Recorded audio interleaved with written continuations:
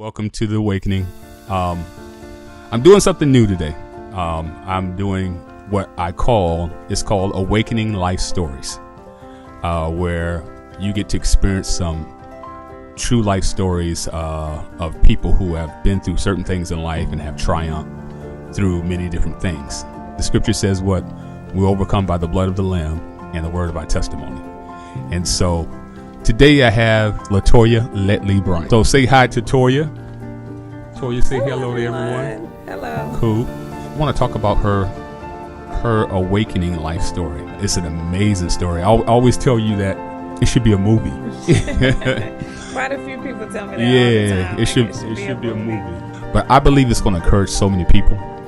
And so can you start from, I want you to start from the beginning. I mean, when I mean beginning, I don't want to just be like, go straight into it. I want to be the beginning to the point of as far as you can go. And that, to me, that would be birth.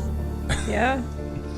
And can you start from there and just kind of tell we're going to shape them into following your story, but get to the greatness of it. But right.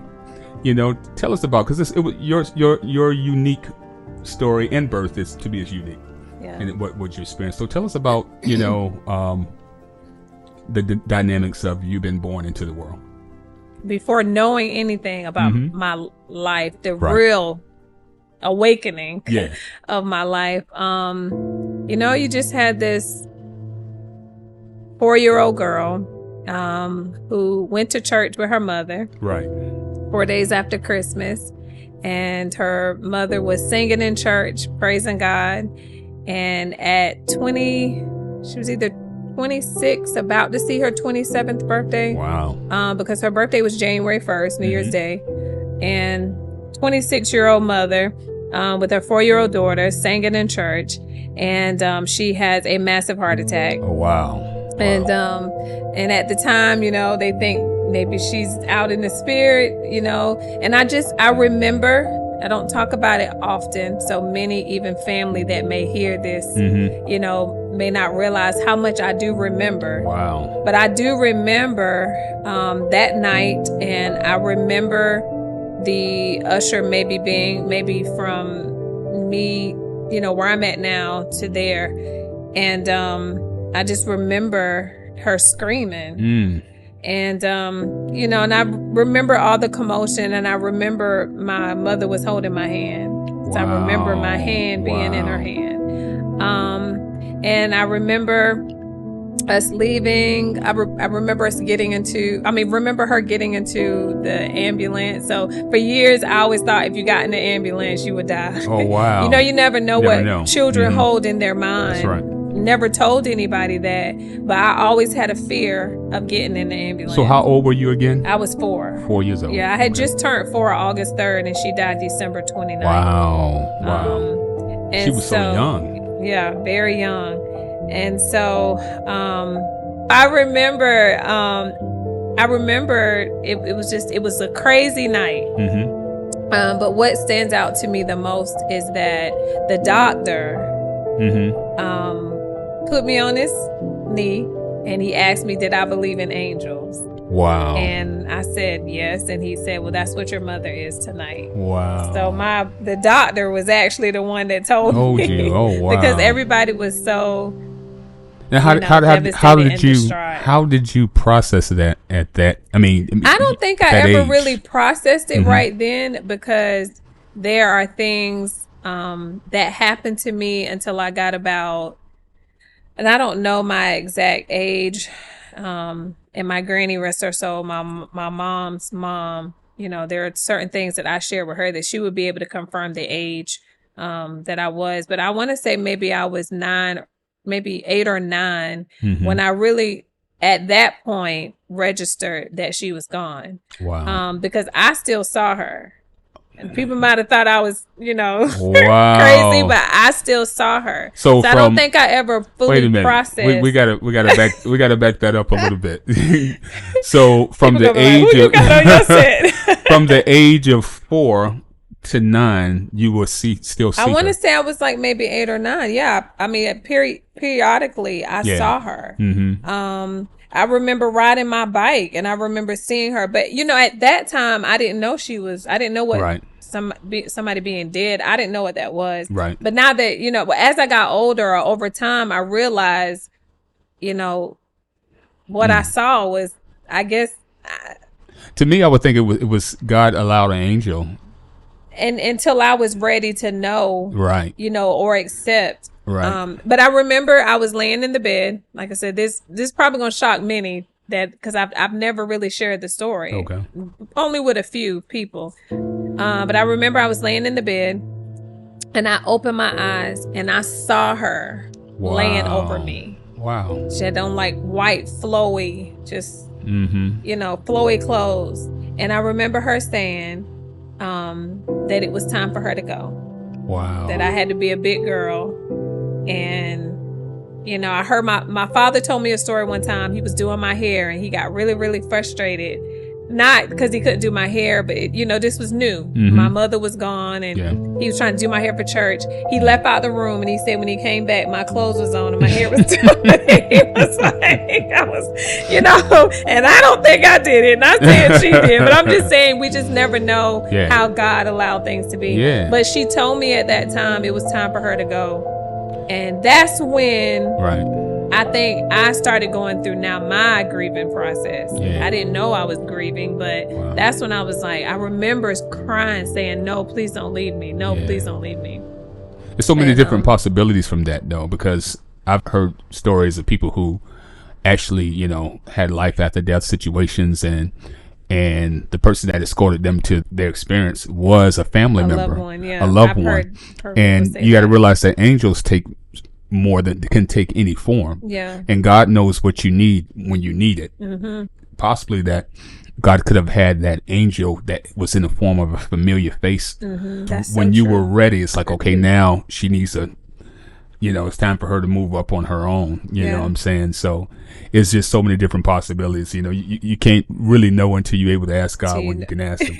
Right. But look, when we get to the main part of the story, and I look back, I know it was just God carrying me through every phase of my life. And it was nothing, it was nothing evil about that. No. It was something that was... It's what I saw. Right. And only I can explain what I saw. Right. And even if it was, like you said, God's way of, it was nothing scary. It's not just at all. the way he had angels, I guess, to... That's how you know it's God. Minister to me. They say babies see, Oh, yeah. Babies see angels, so... Yeah. But yeah, so now you have a 4-year-old with just her father, because her mother is passed. And but I spent a lot of time with my granny, my mother's mother, and one of my mother's sisters. I spent a lot of time with them, and so you begin to just adapt and learn. Even though I always wonder, like, man, I wonder what my mom would be doing now, or how we would be, or how life would be. But he put people in place.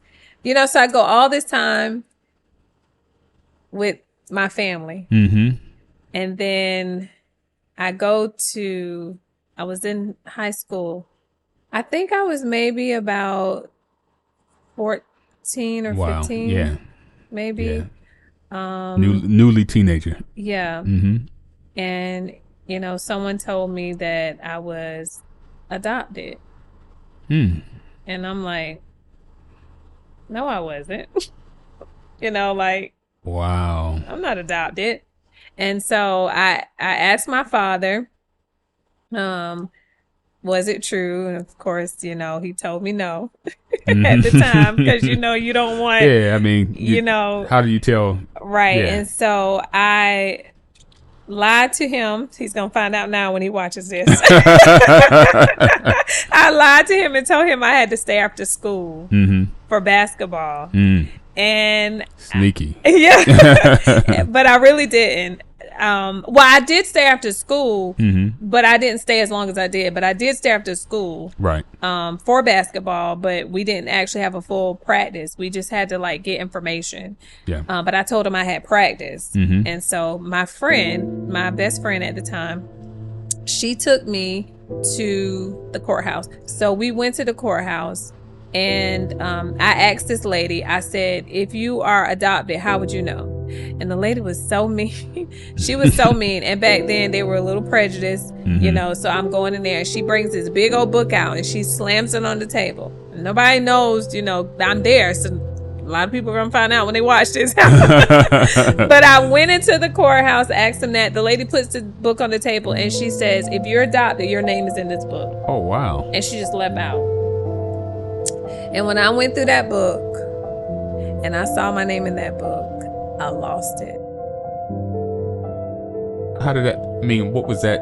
How was that feeling? Like, I can't even, honestly, Minister, I can't even explain the feeling. Yeah. I don't even know what I was feeling at the time. I didn't know if I was hurt, if I was shocked, if I was sad, all if the I above, was angry. probably. Yeah. I mean, because like to all my life, I'm thinking this is my, which they are. Yeah, they are of course, my family. of course. But I'm saying all my life, I'm thinking like this is my family. And you mean I didn't come from them? Right. Like, you mean to tell me, like, It's I'm hard to not really process from... that. Yeah, so it got really bad because, you know, certain family members did not want me to know. And it was a little rough situation at the time when I first found out. But I talked to one of my family members. I won't disclose their name because they didn't want me to give information about it. They did explain to me that, you know, that it was true, which I knew because I saw it in the book.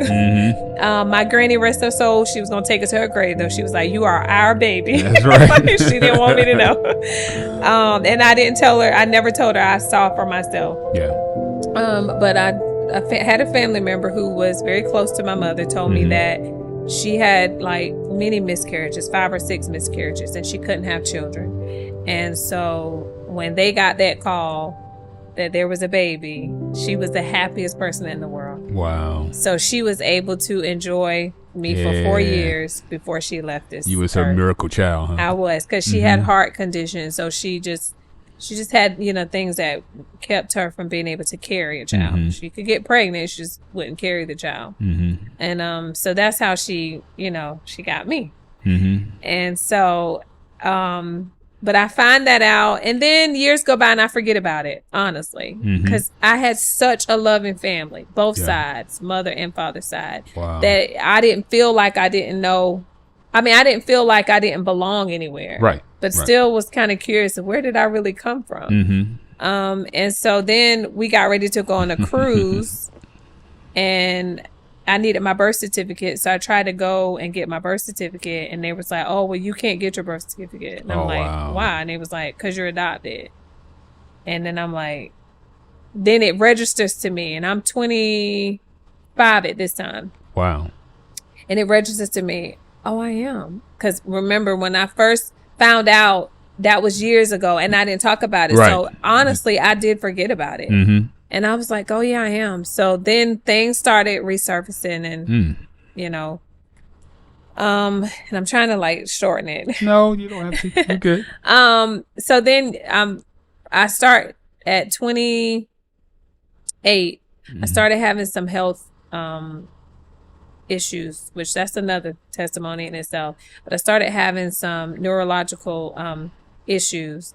And so that started sending me to the doctor a lot. And I had a doctor to tell me if a judge, because now I don't know my real medical history. So now they erase everything. Because everything I've been giving them was based off of, I'd say, oh, my mother had a heart disease, or, you know, my father's side has this, or my mother's side. But that wasn't my true medical history, because that's technically not my biological family. Right. You know? Wow. So I had to tell them I don't know.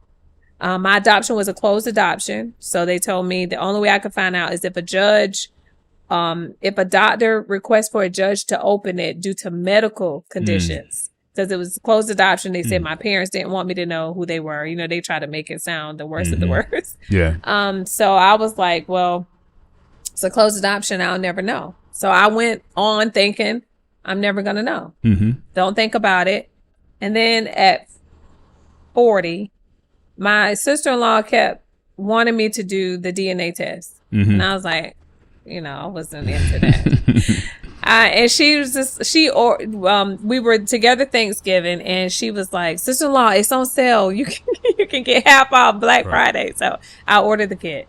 Well, the kit stayed on my dresser for 8 months. And so actually I hadn't turned 40 yet. I was 39. So on my 40th birthday, I took the test and sent it off. Still not thinking anything. You know, they send it back to you and they tell you what your DNA, what you got in you, how much this, how much that. So I'm like, okay, I did it. You know, I'm not thinking anything. Right. So this is what's crazy. Now, remember I told you my mother died 4 days after Christmas. Right. 4 days after Christmas, 1984, my mother passed. 4 days after Christmas, 2021, I think. I'm trying to think fast with the dates. I get an email, a message on Messenger from DN Angels, and they ask me, can they take my case? And I'm like, I don't have a case. And they're like, I guess through Ancestry, the DNA, they find unique things. So I guess mine being a closed adoption, they want to see if they can help me find my biological parents. Wow. So I was like, listen, honestly, I'm not really into this. It's my sister-in-law who was doing it. Wait a minute, now how old are you now when at 41. So you went from when you were in your 20s. Wasn't the first time you found out, but so a lot of time has passed by. And now it's resurfaced back. And it's resurfacing. And did you have a desire? I honestly didn't. Oh, wow. I didn't. I mean, did I ever wonder like where it came from? Yeah, you know, that thought would come here. But I didn't. Yeah. I didn't, because I guess God really had me in a place where I felt love. Like I didn't have a desire to just want to know. I didn't. I'm gonna be honest. Yeah. That's why I said when they did it, they asked me, I was like, well, y'all can just talk to my sister-in-law, because I'm not going to be into it. By that time you didn't, but was there ever a time? Like, was there ever a time before, you know, after so many years went by, you probably would say, hey, it just really don't matter. Or was it more so about the medical situation that at that time it was about the medical situation? Okay. Yeah. That you kind of wanted to know. Yeah. And it was not like you was missing because you were raised up in a good family. Yeah. You know.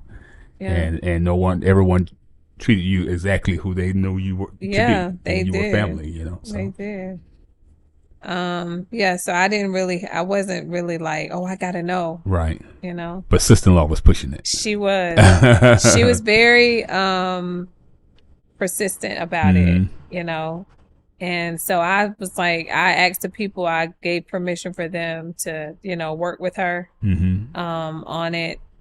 And so they start building your tree, your family tree, based off of your DNA. And so in less than a week, and I mean, they would be up all night because they had like this group chat on Messenger, and they would be up all night. Oh, I think I found an uncle. Oh, I think I found a cousin. Oh, I think so it started getting interesting because they're saying they're finding people that's my biological family. Now, how did that make you feel?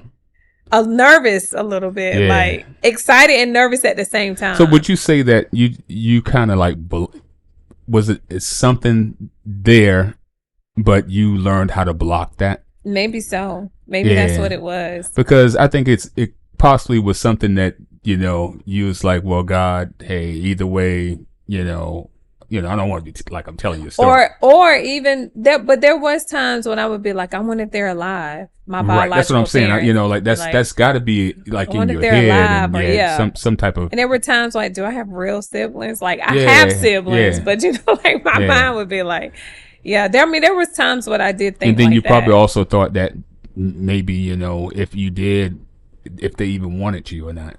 So I know that's a lot. Well, with it being a closed adoption, I used to feel like that. Well, with them, they don't want me to. Well, they don't want me to know who they are. Is what it would say. It's a closed adoption. So closed meant that they don't want me to have any information. So I used to wonder, like, wonder what what would they think about me? Or Yeah. I'm or sure. if I did ever find them, how would they feel? Like, Right. Yeah. would they feel like, so there were times I did think like that. Wow. But it was less than a week, January 4th, actually. So December 29th, January 4th. My sister-in-law called me and she texted me and she was like, I think I found her. And I text her back and I said, you found who? Because I'm probably in shock. Like, wow. And at the time, I didn't know that she had found my biological mother. Wow. How did that make you feel? I was just like, I honestly, I can't even explain the feeling. Yeah. Like, I don't know if it's a nervousness, if it's excitement. Like, honestly, you didn't know how to feel. I didn't. Yeah, probably a mixture of all those. I keep saying that the same, Yeah, honestly, I didn't know how to feel, and I didn't. At the time, she had already talked to her maybe an hour.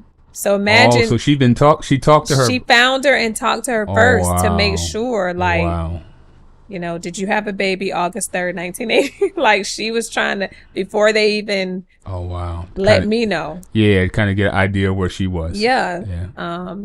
And then she was like, are you ready to talk to her? I'm like, oh my God, this is happening. Like, I had to clock out. I was working. I had to clock out. I was like, God, I got to get myself together. Like, this, what do we mean we found my biological mother? Like, that's unheard of. Yeah. 40 years later.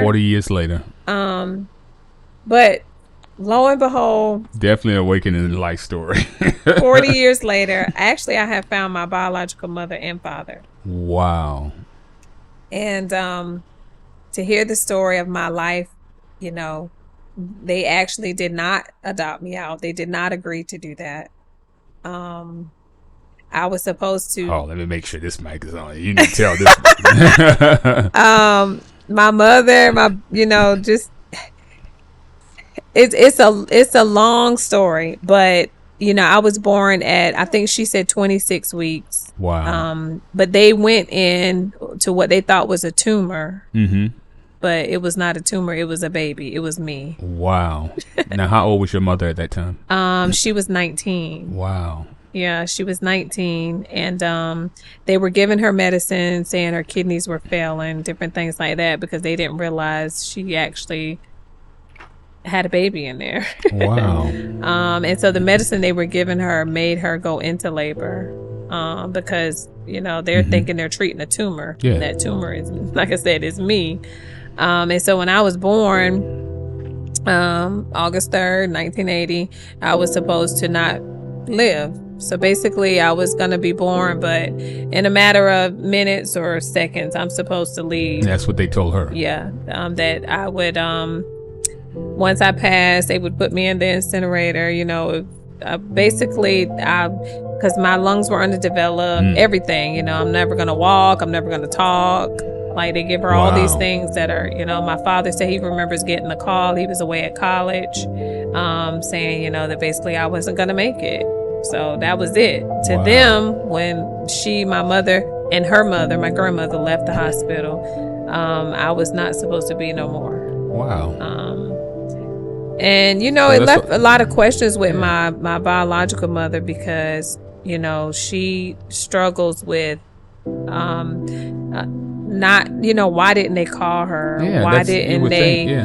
But, back then, and she told me, she at Chapel Hill Hospital, they were not allowed to be in the main floor. She was in the basement where the blacks went at the bottom. Yeah. Wow.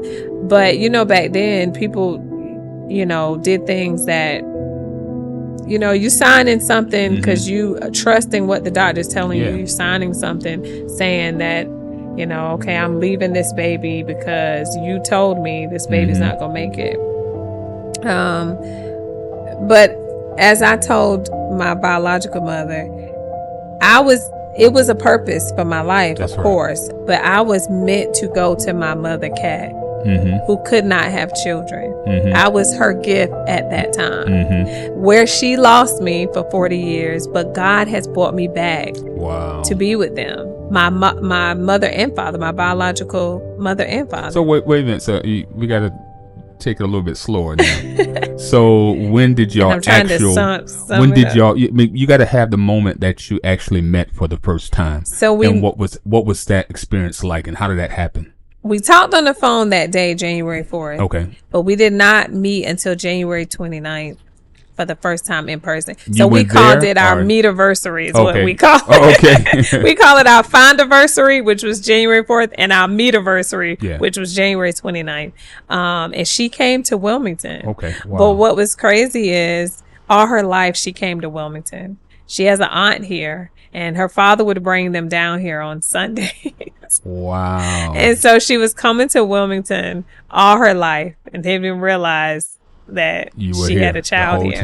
Time. And so she came to Wilmington January 29th of 2022. And 2022. Because we just went to 2 years, I think. Time is gone by, so I can't remember. But so what was it like for her to think that you didn't survive and then finally get a call? Yeah, I mean, that's got to be crazy too. Yeah, you have to interview her too. Yeah, wow. Because she struggled with that really, because she's like, what are people gonna think? I would have never left my baby, wow. But I tell her all the time, it was God's plan. It was God's plan. It was me. I would not trade. I'm sure they would love to have had me for 40 years, but I would not trade my life with my mother, my granny, and I have many mothers in this journey. God has placed many mothers in my life. It's like my mother cat died and he put people, I have different seasons of my life where I have different mothers. Wow. But I met her and it was just me and her and, not my biological father. When I say me and her, there were other people with us, but it was just me and her at that time. And then I didn't meet my biological father until 4 months later, when I met him for the first time. And we knew that it was right because when we did the DNA, of course, they find your parents, but we asked her what was my father's name. We didn't tell her. We asked her to see if it matched. And of course it did. Wow. And then of course when we saw him, everybody's like, you look just like him. Well, I thought you looked like your mother when I saw her, but then I saw your father and I was like, okay, I see. Everybody says that. But yeah, I mean, 40 years, I call it the 40-year miracle. So how many other siblings that you on my biological side, so I have 2 brothers and I have 2 sisters from my mother, my biological mother. Yeah. And then of course my mother is married. My biological mother is married. She's been married for 30 some years. And so with that, with his, I call him Father Morgan. His children, he has 3 girls. I don't want to miss anybody because there's so many of us. I ain't gonna make you name any names. Well, that's what I was counting out in my head. Tina, Calandria, and Tabby. In other words, so you had a whole big family. With them, I would have 5 sisters and 2 brothers. Wow. So, because my sisters, they share the same. And what was it like meeting a whole nother family? I mean, was Eric like? He was more excited than me. Twins of you? He was more excited than me probably because I was so nervous. And I know he was probably very supportive in the whole process. Yeah, he was. Yeah, he's a good man. He really was. Yeah. He was supportive. He was like, you got a whole family out here that, you get to meet 2 sides, Wow. And I used to be like, I got, whole, it's just amazing to me how you can live your whole life with one identity. And then 40 years later, you see your truth. Yeah. And that's something that I feel like it got to be like God orchestrated because, it's like the right timing and it's almost as if you've been knowing them all your life, even though it came later. Yeah. And, Yeah. you know, those different assignments, and you wouldn't be who you are today if it wasn't for where you've been Yeah. and what you've, you know, so sometimes it takes leaving what's comfortable, what was normal. We don't know exactly why the doctor wouldn't call and tell your mother or tell whatever, but God had his hand on you the whole entire time, even since you were 4 up until, you know, even watching over you that whole time. Yeah, and there's more even with that, and we could come back at a later time when I have more information about it. But we've been trying to pull some of my medical records, and there's 6 months of my life they have like no record of. When I went to Pender County Court and talked to a few people there, they told me that it's almost like they kept me under a radar until I got a certain age. Wow. So in my mind, I'm like, you know, this little baby, they didn't expect was going to fight, and I fought, and now what are they going to do with her? Wow. You know, like, she's still here. What are we going to do with her? Yeah. And so they got me on a little hunt trying to find out some things to see, you know, how was I really truly adopted out, like, because there's a lot of questions that even they couldn't answer. Wow. So it let me know that my parents were telling the truth. They did not give me up for adoption. Wow. They did not close it. They don't even know that I know that much information. Wow. They know they now. don't know now. Yeah, but I do know that. Now, see, the thing is, I'm gonna have to have Latoya come back, because I try to give you hear they're talking about medical records and stuff, why they needed medical situations and why that was important. That's another awakening life story from, you know, situations where she came from, and how God has brought her where she's brought her from. So we're going to have her back. So definitely we want you guys to comment in the comment section.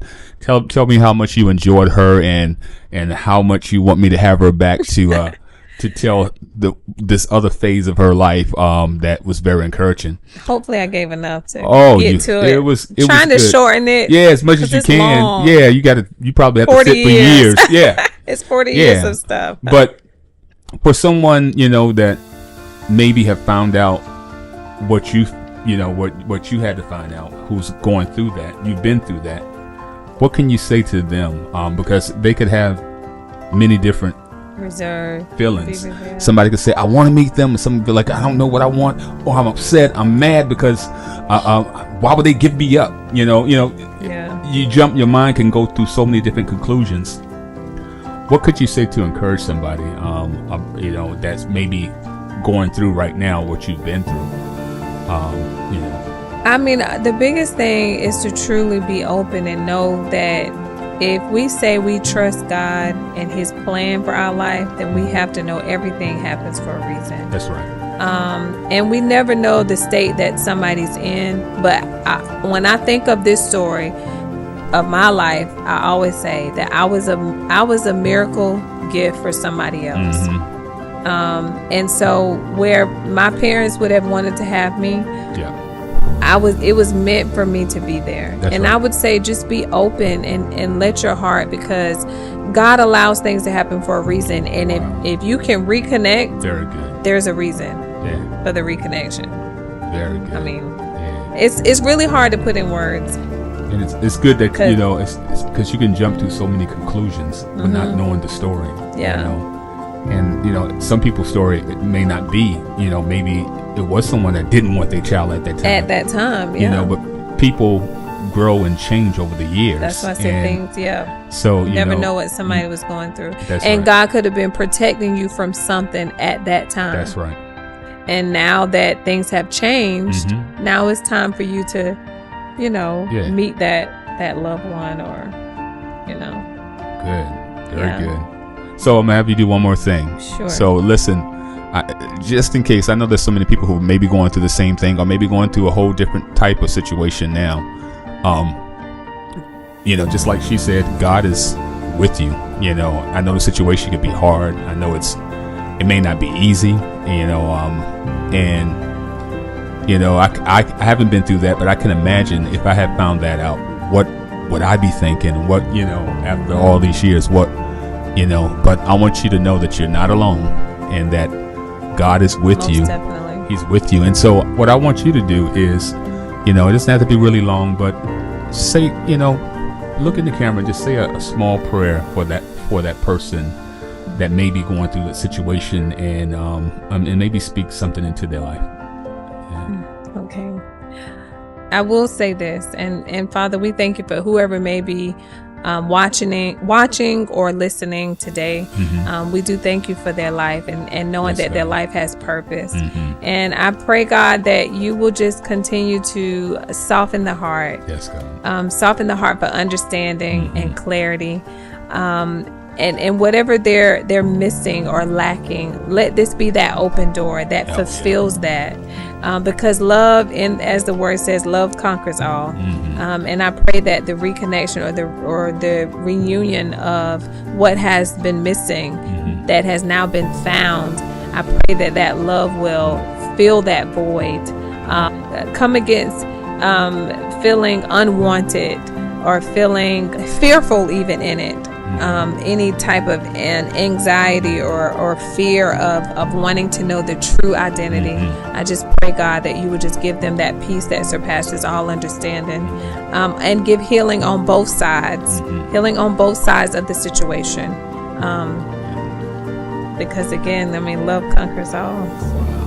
It's really hard, like I said, it's hard to put into words. That's right. Even being in the situation or being in the experience, it's hard for me to put into words. But you do go through so many mixed emotions, especially when you're by yourself. That's right. And you begin to think of things. But I can relate and have sympathy on both sides. Because I always thought, why would my parents give me away? Right. Well, when I found truth, they did not.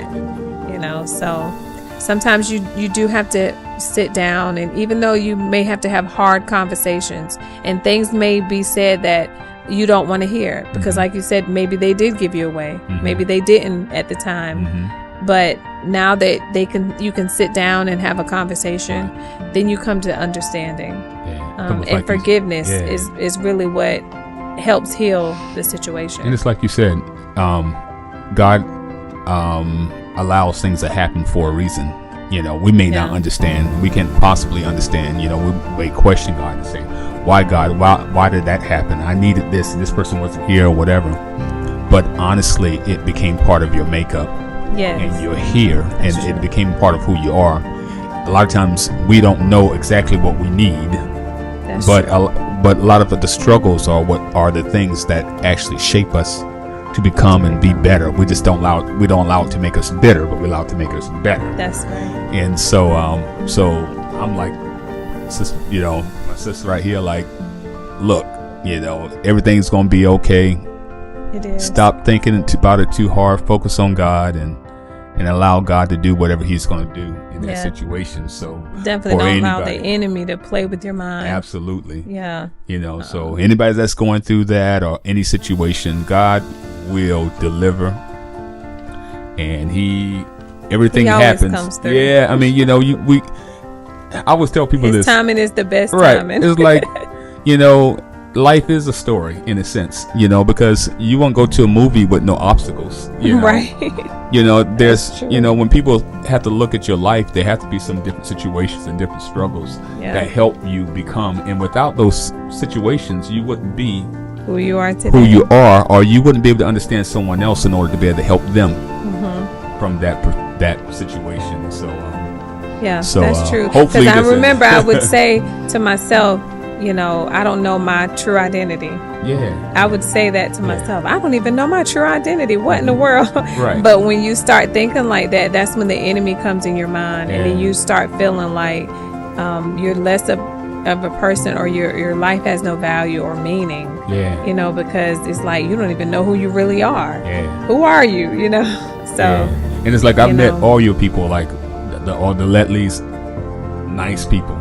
Then I met your mother, and I met your biological mother and your father, and extremely nice people. Like you have a village around you that's that's just unbelievable. And you know, God kept me. I know we probably have to go, but yes. God kept me where I came from. And when I say that, I mean from the womb, my biological mother. So from the womb, I was already coming into a spiritual, a spirit-filled, God-fearing family. That's right. Because my grandfather, both sides, my biological mother and biological father, both of my grandfathers were pastors. Yeah. Wow. My mother preaches the gospel. Mm-hmm. So on my other side, my mother, who died singing in church, was very into the Lord. Absolutely. And God kept me. My grandmother, my granny raised me up in church. My grandma Letley, everybody was fully sold out for God. Yeah. So it's like he put me in a family.